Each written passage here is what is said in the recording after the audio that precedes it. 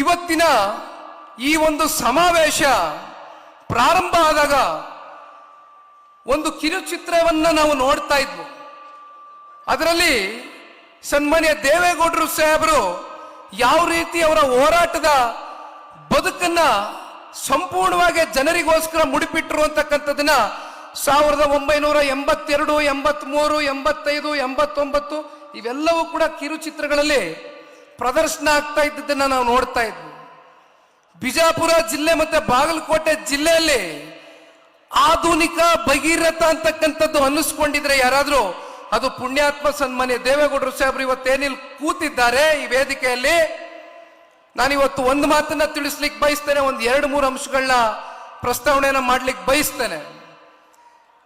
1983ರಲ್ಲಿ ಮೊದಲನೇ ಬಾರಿ ಸನ್ಮಾನ್ಯ ದೇವೇಗೌಡರು ಸಾಹೇಬರು ನೀರಾವರಿ ಸಚಿವರಾಗಿ ಕೆಲಸವನ್ನ ಏನೋ ಕೈಗೆ ಎತ್ಕೊಂಡ್ರು. ಬಹುಶಃ ಅವತ್ತಿನ ಸಂದರ್ಭದಲ್ಲಿ ಗುತ್ತಿಗೆದಾರರು ಮತ್ತೆ ಅಧಿಕಾರಿಗಳ ಮಧ್ಯೆ ಸಾಕಷ್ಟು ವಿವಾದಗಳಿತ್ತು. ಆ ವಿವಾದಗಳು ಬಹಳ ಕಾಲದಿಂದ ನಿರಂತರವಾಗಿ ನಡ್ಕೊಂಡ್ ಬರ್ತಾ ಇತ್ತು. ಆದ್ರೆ ಆ ವಿವಾದಕ್ಕೆ ಅಂತಿಮ ತೆರೆಯನ್ನ ಎಳೆದು ಒಂದು ಸೆಟಲ್ಮೆಂಟ್ ಫಾರ್ಮುಲಾ ಅಂತಕ್ಕಂಥದನ್ನ ಜಾರಿ ಮಾಡ್ತಾರೆ. ಬಹುಶಃ ಅದು ಮಾಡುವ ಮೂಲಕ ಮತ್ತೆ ಏನೇನು ನೆನೆಗುದ್ದಿಗೆ ಬಿದ್ದಂತ ನೀರಾವರಿ ಯೋಜನೆಗಳಿಗೆ ಮರುಜೀವವನ್ನು ತಂದ್ಕೊಟ್ಟಂತವ್ರು ಇದೇ ಸನ್ಮಾನ್ಯ ದೇವೇಗೌಡರು ಸಾಹೇಬರು. ಮತ್ತೆ ಬಿಜಾಪುರಕ್ಕೆ ಬರ್ತಾ ಇದ್ದಂಗೆ ನಾವೆಲ್ಲರೂ ಕೂಡ ಆಲ್ಮಟ್ಟಿ ಬಗ್ಗೆ ಚರ್ಚೆ ಮಾಡ್ತೇವೆ. ಕಾರ್ಯಕರ್ತರು ಯಾವಾಗ್ಲೂ ಹೇಳ್ತಾ ಇರ್ತೀರಿ, ಆಲ್ಮಟ್ಟಿ ಗೋಡೆಯನ್ನ ಎತ್ತರ ಮಾಡಿದ್ರು ಅಂತ.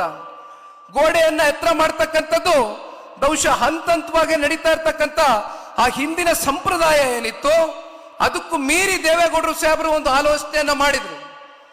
15 ಫೀಟ್ ಕ್ರಸ್ಟ್ ಗೇಟ್ ಅನ್ನ ಸ್ಥಾಪನೆ ಮಾಡುವ ಮೂಲಕ ಬಹುಶಃ ಅವ್ರು ಯಾವ ರೀತಿ ಆಲಮಟ್ಟಿ ಆ ಒಂದು ಅಣೆಕಟ್ಟಿಗೆ ಜೀವವನ್ನ ಕೊಟ್ಟರು. ಈ ಭಾಗದ 15 ಲಕ್ಷ ಎಕರೆಗೂ ಹೆಚ್ಚಿನ ರೈತರುಗಳ ಒಂದು ಜಮೀನಿಗೆ ಇವತ್ತು ಒಂದು ಹಸಿರು ಕ್ರಾಂತಿಯ ಒಂದು ಪರಿವರ್ತನೆಯನ್ನ ತಂದುಕೊಟ್ಟಂತವ್ರು ಬಹುಶಃ ಇದೇ ಸನ್ಮಾನ್ಯ ದೇವೇಗೌಡರು ಸಾಹೇಬರು ಅಂತಕ್ಕಂಥದನ್ನ ಹೇಳಲಿಕ್ಕೆ ಬಯಸ್ತೇನೆ. ಮತ್ತೆ 89ನೇ ಇಸ್ವಿನಲ್ಲಿ ಸನ್ಮಾನ್ಯ ದೇವೇಗೌಡರು ಸಾಹೇಬರು ಅಮೆರಿಕಾಗೆ ಹೋಗ್ತಾರೆ. ವರ್ಲ್ಡ್ ಬ್ಯಾಂಕ್ನ ಅಧಿಕಾರಿಗಳ ಜೊತೆ ಕೂತು ಚರ್ಚೆಯನ್ನ ಮಾಡ್ತಾರೆ.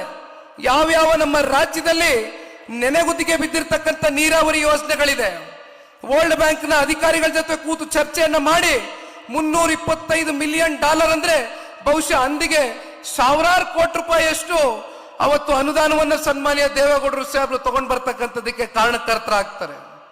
ಈ ರೀತಿ ಅನೇಕ ಕಾಮಗಾರಿಗಳು ಬಹುಶಃ ಅವರು ಮಾಡಿರ್ತಕ್ಕಂಥದ್ನ ಇವತ್ತು ಬಹುಶಃ ಮಾತನಾಡ್ತಕ್ಕಂಥದಕ್ಕೆ ಪದಗಳಲ್ಲಿ ಇವತ್ತು ಅದನ್ನ ವರ್ಣಿಸ್ಲಿಕ್ಕಾಗೋದಿಲ್ಲ.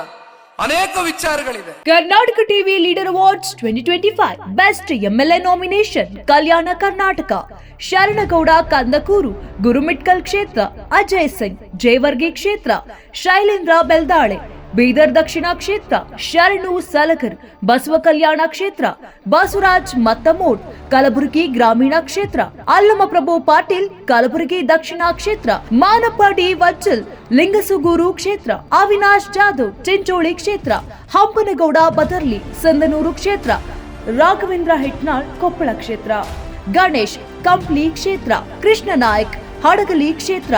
ಕರ್ನಾಟಕ ಟಿವಿ ವಾಟ್ಸ್ಆಪ್ ಚಾನೆಲ್ ಮೂಲಕ ವೋಟ್ ಮಾಡಿ ಹಾಗೂ ಇವರಲ್ಲಿ ಬೆಸ್ಟ್ ಎಂಎಲ್ಎ ಯಾರಂತ ಕಮೆಂಟ್ ಮಾಡಿ ಅಲ್ವಾ. ಪ್ರತಿದಿನ ನಮ್ಮ ಜೀನಿ ಸ್ಲಿಮ್ ನ ಯೂಸ್ ಮಾಡಿ ಯಾವುದೇ ಸೈಡ್ ಎಫೆಕ್ಟ್ ಇಲ್ದಂಗೆ ನೀವು ಸಣ್ಣ ಆಗ್ತೀರಾ.